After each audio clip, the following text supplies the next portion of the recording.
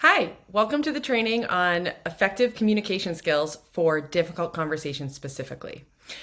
These are applicable in your personal or professional life, so I'm really excited to dive in. It doesn't matter what the situation is, these are going to be helpful for you. I want to start, of course, with my disclaimer that this is not mental health advice. This is not a replacement for psychotherapy. This is meant to be some strategies to help you in your everyday life, both business, professional, and personal. I want to tell you a little bit about me before diving in case you don't know. This is Lauren Psychology, and I'm on a mission to empower individuals and organizations to reach their full potential, essentially.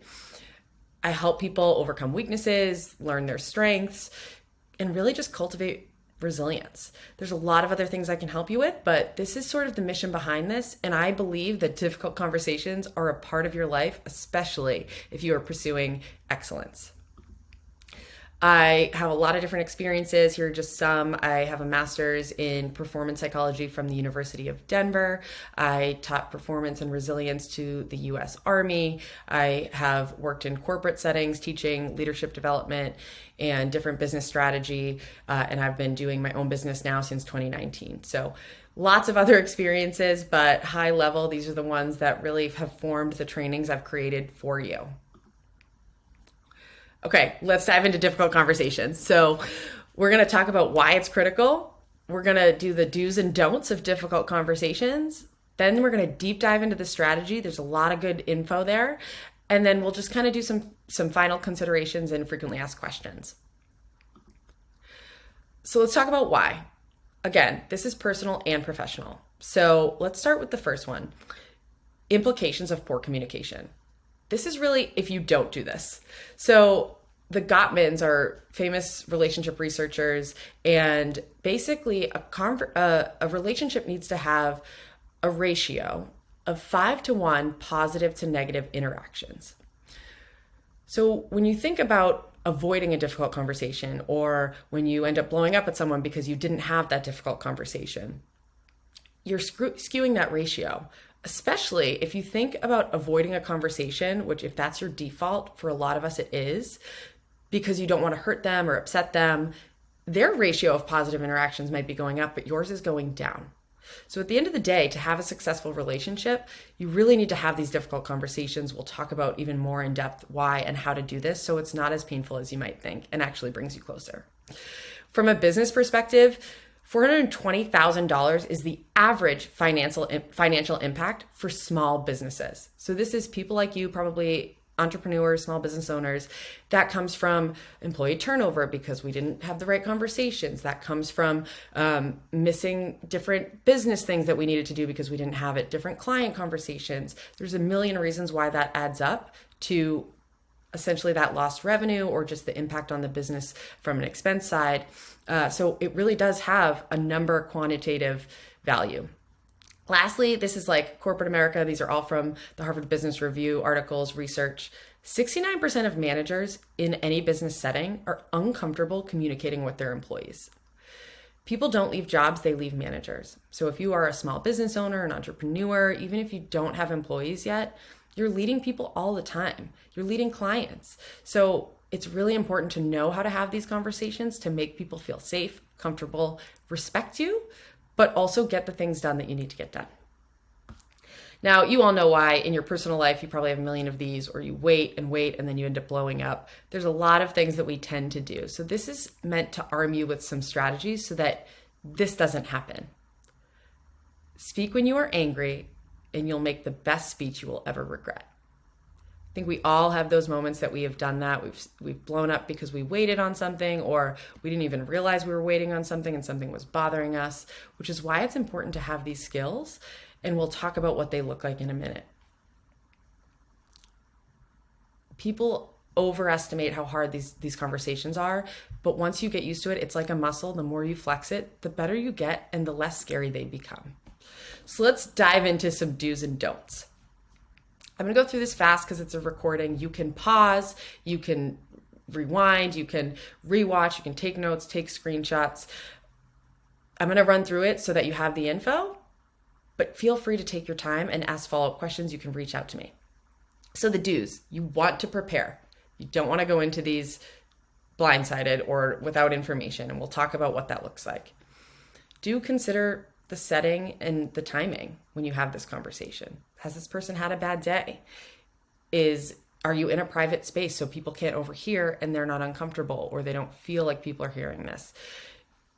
We'll talk about how you can ask them if it's the right time, but do your best to make sure it's the right time. Is it the right time for you? Are you in a bad headspace because you planned on doing this and you had a bad day? Lots of timing considerations and location considerations. This one's big. Make it a dialogue, not a monologue. You don't want to be just telling them what to do, which we'll talk about. This last one, I don't know if you can see with my video there, assume positive intent. This I heard from a manager years ago, and it has single-handedly changed the way that I deal with problems that people bring me. We tend to go into these, we get frustrated. We assume the person meant something that they didn't. So check all your assumptions. Assume the person didn't mean to hurt you or didn't mean to do this thing wrong. Even if you know that they may have. Even if you believe wholeheartedly because of past experiences. If you do this, it's going to change the conversation, I promise. The don'ts.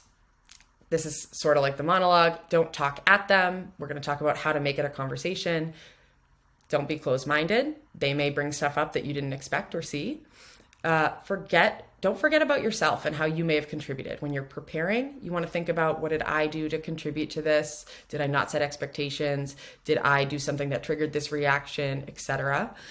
It's not going to be the sole thing. Don't take the blame if it's not your fault, but you want to keep that in mind. This one is huge in communication in general. Don't use absolute statements. This is always, never. I'll give you some examples later, but you really don't want to be saying you always do this, because they can reply with the one time that they didn't do that, and it totally negates the conversation and takes it in a different direction. So avoid absolute statements. We'll talk about what to use instead. We're going to dive into, I've put them in steps. There's a lot to digest here, but at the end of the day, if you think about these steps, that's what will help you when we go to prepare and go into these. So really here, there's a bunch of steps here. They are meant to be, yes, in a perfect world, done in this order, but they don't have to be. The better you get at this stuff, and we'll dive into what they mean, the better you get at these, you can weave them in naturally. But when you're preparing for a difficult conversation, it's okay to bring notes. It's okay to be nervous and tell them that. And if you follow these steps and just say, hey, I'd like to try to get through some of this, there's a part where they're going to come in and the conversation will flow naturally. So we're going to start with stating your intent. I'm going to dive into each step now. We're going to break them down, again, going through fast, but you can pause, you can take notes, and then we'll go from there. I do have some frequently asked questions at the end. Write down your questions. If I don't answer them, I'd love to hear them. So let's dive into step one, stating your intent. What the heck does that mean? So you've already prepared by doing all this stuff that you're going to learn about. So you'll be preparing in advance with this stuff. Then this is the start of the conversation. This is what you want to be prepared for. You want to state your intent. Think about when people have approached you in difficult conversations. Also, before we dive into this really helps if you have a situation in mind. If you don't have a difficult conversation coming up, or one that you know you should be having, or one that you could have, but you're not sure you're going to need to yet, think about one that you wish you had, or one that went poorly, or maybe a time that you could have approached something differently. These are really good scenarios because you can think about it in real time and apply it there, which makes it easier to apply later in future situations. So hopefully you have one in mind. Could be personal, could be professional. I'm going to weave between both as far as examples go, and I'm even going to use some that could be generic and fall under either. So let's say I've done the preparing with all this stuff. I'm going into the conversation. First thing I'm going to do is I'm going to ask them if they're in the headspace for feedback. Hey, is now a good time? I have some feedback. If they say no, okay, when would be a better time? Could we revisit tomorrow or whenever you'll see them next? And it's not a good time if they maybe had a really awful day and they know they're not going to receive it well. Very rarely people say no. But once you get their approval to start this conversation, and if they say no, you're not pushing it off, you're just picking a different time, and eventually we'll have it. So then you're going to state the intent. Hey, my intent here, there's some examples on the screen. My intention here is to reset expectations on our process. Or if it's personal, right? hey, my intent here is to make sure we're on the same page. My goal here is to make sure that we have clear standards for our relationship, right? You just want to say, here's what I'm trying to accomplish. You don't want to get into the problem yet. You just want to say, like, what's the outcome we're expecting? Of course, you want a more detailed outcome, but you just want to say, hey, I'm not attacking you personally. I'm intending to solve a problem that's affecting me. It could be even that. Hey, my intention here is to clear things up because I've been really stressed about something. And so it's really about me, like whatever it may be. You just want to use some of those verbiage and you can find ones that work for you. So these are some examples. You can kind of play with that together. Wanted to have this conversation so we could have a dialogue to resolve this together. That's a really good catch-all one because you're really going to get, hey, we're going to talk about something and I want it to be open and comfortable. What this does is it takes their guard down because anytime someone approaches you with feedback or something that's challenging, you're going to get defensive. Everybody would. This makes it so they realize, hey, it's not about something I've done. It's something together that we need to solve to fix the relationship, the process, whatever it is. So once you've asked her in the headspace, you've stated your intent, this can be pretty quick. This helps make the conversation very clear about what the outcome is. We're trying to solve a problem. They're safe. They feel comfortable. Then you're going to dive into what is the thing we're trying to solve. So describing the situation, the behavior you're trying to solve, the problem that you're trying to solve, you want to describe it, and you want to describe it with as much factual information as possible. So you want to focus on the behaviors or the results that did or didn't happen, or you want to focus on specific measurable things that you can point out. You want to have examples, but you don't want to just come at them with all those examples. Have those prepared. Hey, here's a time, we'll talk about that. But you don't want to just come at them with those examples. You want to have those prepared in case they say, I don't do that. More than likely, they'll have those examples in mind too. But you want to focus on the behaviors. You don't want to say, I know that's a common thing they teach. It has its place. This is about, here's the behavior and here's the problem. Here's what it's causing. Here's a direct result. Then you can offer those examples if they say, I don't do that, or if they don't even say that, or they're like, I'm confused. Can you tell me about a time that I did that? You want to have those, but you don't want to just list them all out for them and tell them all the times that they've failed. So you want to have those prepared, specific, measurable, take your opinions out of it. So not, it looked like you did it this way, or it felt like this. You want it to be more clear. Here's an example. Here's a bad example of approaching someone with a situation. Why haven't you been taking the trash out? Or, you never follow my directions. Those are bad examples. A better example of the same scenario is, hey, I've noticed that you haven't been taking the garbage out on our agreed upon schedule. This could be at home or at the office. You're showing, hey, we had this. We're going to talk about how we open up that conversation. Maybe they didn't know there was a schedule. Maybe they did, and they've just been lazy, and they'll realize you're paying attention. Another one for the second one is, the last time you did a patient follow-up, the process that I laid out wasn't followed. Like now and we're going to talk about what would come next, but now you're laying out, hey, here's what I saw, and that's what we're going to talk about. So you have those examples prepared if you need them. Hey, on this date, you did this. If you have multiple examples, if they really need that for proof or evidence, or they just don't understand. You can always go into this conversation with like, hey, I know we've had some conversations in the past. I want to point out you've been doing XYZ really well. Yes, it's a sandwich method, but not quite. You can definitely show, hey, I've recognized before that you've changed behaviors for the better. That's just a good way to let them know I've recognized that, which is why I'm coming into that, but it's not necessary. It can definitely detract from the conversation, but it's there if it makes you feel more comfortable to kind of build them up a little bit. Like, I've seen you solve problems before. That's all we're doing here. That's for you to use. So once you've laid out the problem, this can be short and concise, and then you can elaborate more throughout the discussion. But really, this first part can be pretty quick so that you can get to the dialogue, and then they can go back and ask further questions, which is why this doesn't have to be in order. You can go back through. But in an ideal world, they're listening. You've laid out the situation. They understand. Now you're saying, okay, let's hear what you think about this. These are some examples. You can say, do you see why I would be upset about this? Or what's your perspective? Do you agree? Do you disagree? The biggest part about this is you are allowing them space to contribute to the conversation. So you're going into this with information that they may or may not be prepared for. They might be shocked and be upset. They might be shocked and apologetic immediately, or they might just have no idea and need to learn about it.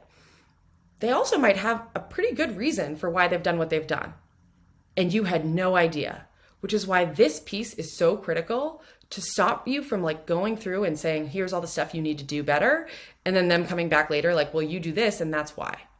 So this is really an opportunity to let them speak.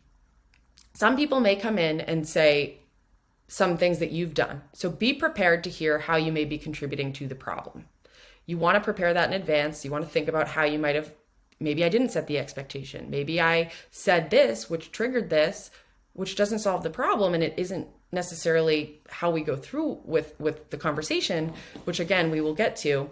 But you want to let them feel heard. You want to demonstrate active listening, and you don't want to interrupt them, and you don't want to come at them and say, that's wrong, I don't do that. You want to allow them space to say what they have to say. Then you're going to kind of bucketize what's relevant, what's not. If they're talking about something that's relevant to the conversation and the problem about you or something else, like, hey, well, these people do this, so then that makes me have to do this. Okay, now we'll add that to the list of things to talk about, but we'll talk about you in a second. If it's irrelevant or not related, you're going to say, I appreciate you raising that concern. I'm going to parking lot that. Let's revisit at another time. For now, we need to focus on this problem. So you're still saying, acknowledging what they said. They also might just have no idea or not even realize. And now they're like, I'm so sorry. Yes, I see why you'd be upset about that. Right? Now you're allowing them a chance to come in and contribute. It's a really good tactic, even if you feel like you're going to get upset about it. So bring that in. You'll see how the conversation goes. It's really going to foster trust and allow them to feel like when you give feedback, it's not just what you say goes. It feels like an open dialogue where they can contribute. Again, went through this pretty fast. You asked their perspective. Then you're going to use that, whatever they've brought to you and yourself, and say, hey, okay, at this point, you should have agreed on where we're headed. Okay. Their perspective is they agree. If they don't agree, you kind of get them there. You try to coach them there through going back to those examples. You kind of go back up the chain. You try to get them to understand that there is a problem. If they don't, and it does need to be solved, especially if you are in a hierarchy, so you're the leader and you do have to make the final say.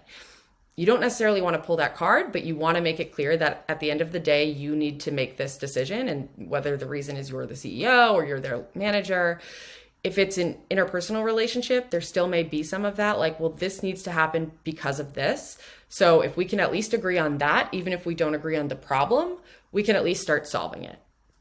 So at the very least, you want to get yourselves there to agree that something needs to change, even if you don't agree on the same thing. That's where the problem solving comes in. In an ideal world, most of the time, you're going to agree that there's a problem and you're going to have the same idea. You've gotten there together. You want to ask them, because they're the one that you're asking to change. Ask them, what do you think? How do you think we could solve this? Do you have any ideas? Keep in mind, they weren't prepared for this and you were. You do want to have ideas prepared for solutions. You probably already have some. But you want to allow them a chance to think first. They might come up with something off the bat. Here's what's going to happen. They're either going to say something you already came up with, which in that case, don't take the credit. They're already getting kicked. Don't kick them while they're down and be like, yeah, I thought of that too. Just be like, that's a great idea. And if you have stuff to add to it, you could be like, and we could also do this. If they aren't sure yet, or they're just like so unprepared, or they just can't think right now, if it's not emergent, right? Like it's not a life or death situation, you can allow them time to think about it. That's always an option. You can pause the conversation here. Hey, why don't you think about it? We'll reconvene in X date. Or you could say, again, asking, I had some ideas as I was thinking about this. Are you open to hearing them? Then you can suggest your ideas and again, go back to them. What do you think about that? Is that something you could do? Is this realistic? Does that make sense to you? At least you've allowed them a chance to voice their ideas. And here's the thing. Human motivation, we are far more motivated when we are part of creating the solution in anything that we do. So they are going to be more tied to doing that behavior change because of that. because they came up with it. They don't feel like they're told what to do and they felt like they had autonomy. Even if it was an idea that you guided them to, who cares? This is not your time to take the credit. This is your time to let them feel good about themselves, about solving a problem.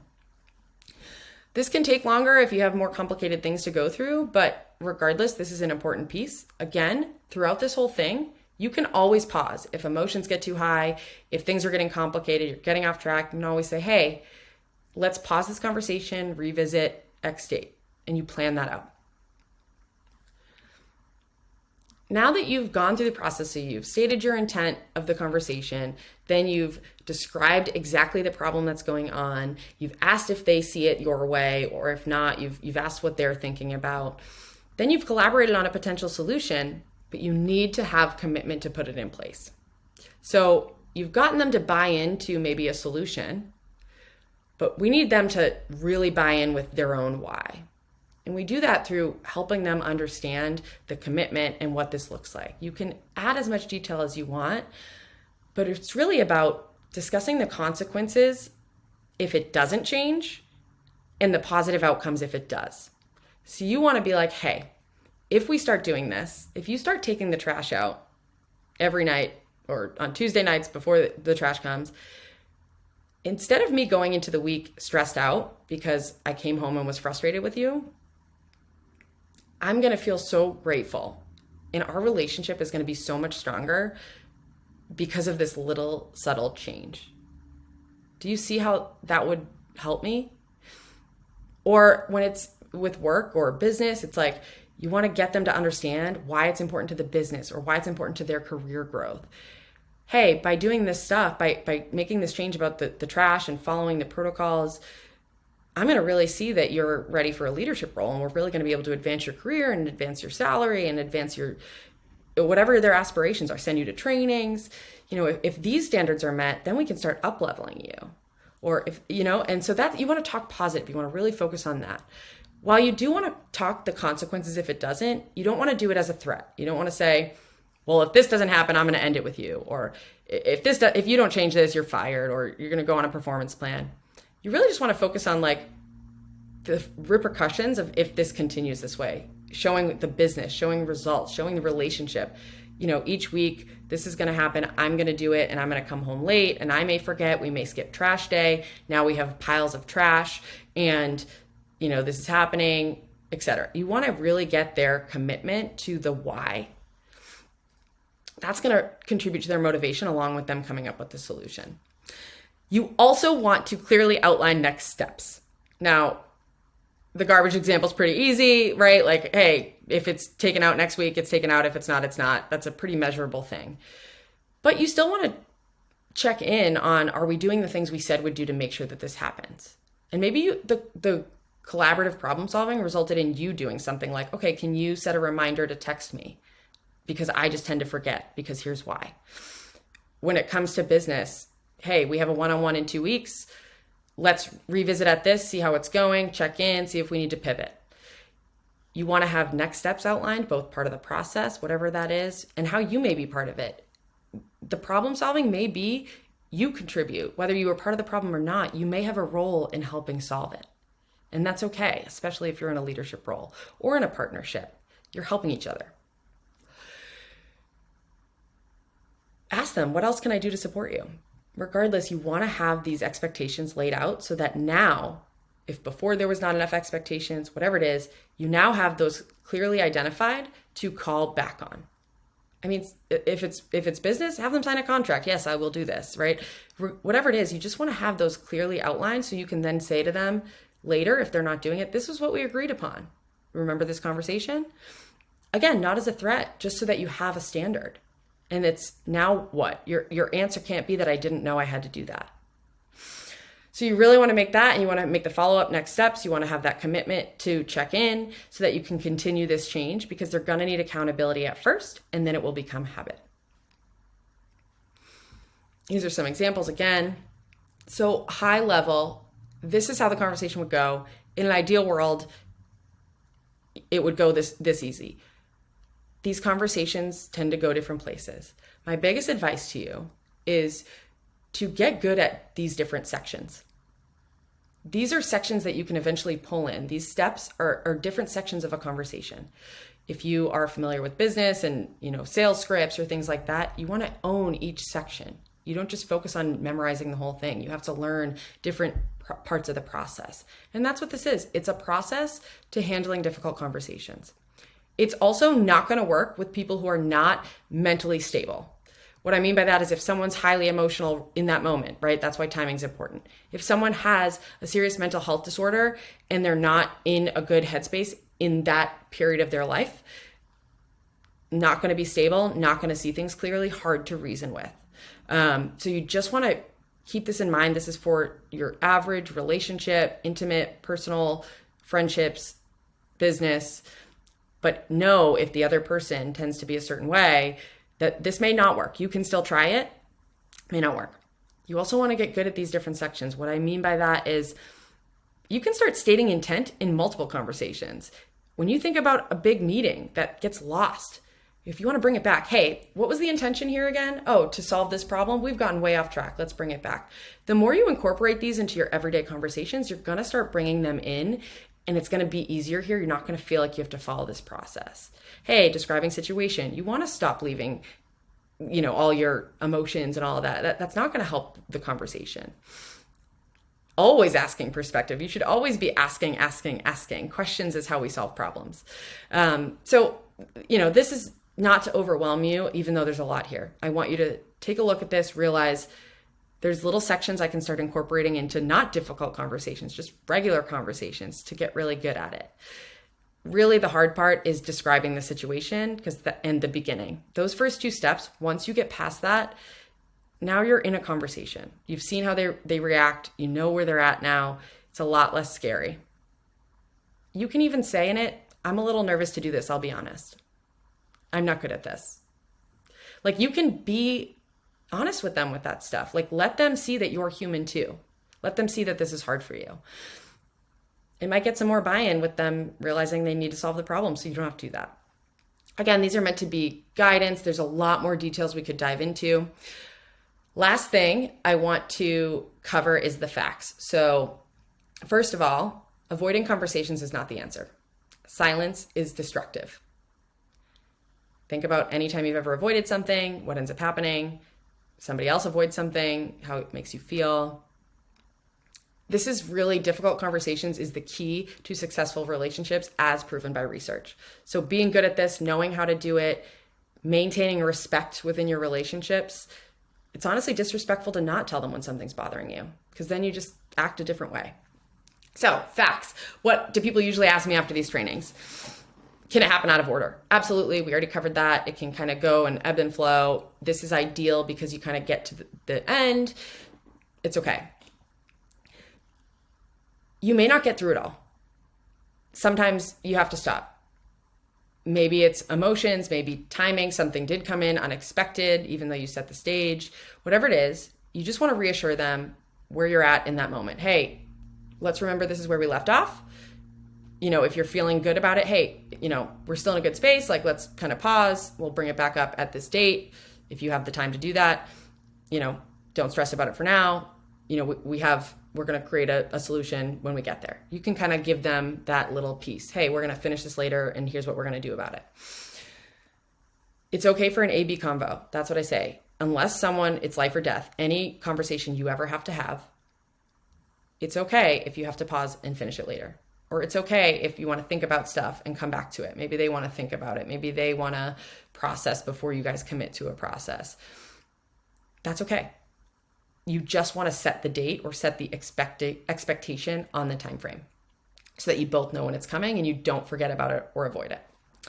Last couple of questions. So a lot of people ask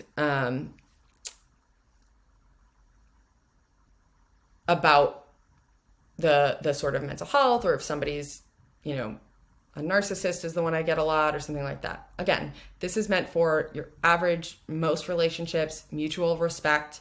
You can try some of these tactics in those situations. This is not my area of expertise. If you find, again, that it's going awry and you feel it's because of one of those situations, you want to just say, pause for a B conversation, and maybe you don't pick it back up and you have to take a different direction. That's where I would consult a different type of professional. Some of the other questions, the biggest thing that I didn't mention already, last piece, is that you want to check about how you've contributed to the problem. So as you're problem solving and preparing, think about what you may have done that has led to this. It doesn't mean that you are the problem. You don't take full responsibility, but maybe it's, I started taking the trash out, so then it became expected. This is an easy example to use, so that's why I use it. Then it became part of expected. Maybe you stopped setting boundaries, which, yes, we need to work on boundaries, different conversation. Doesn't mean it's your fault. Maybe you've been doing one thing that's leading to the process going this way, and you don't even realize you're doing this thing, and they may bring that up. So just be aware of how you've contributed. And if you're not aware and they bring it up, like, be prepared to hear that and say, okay, I might need to process now. It might be something later. High level, these are some really helpful things that you want to go through. You can go through this process on your own, write it down, bring notes.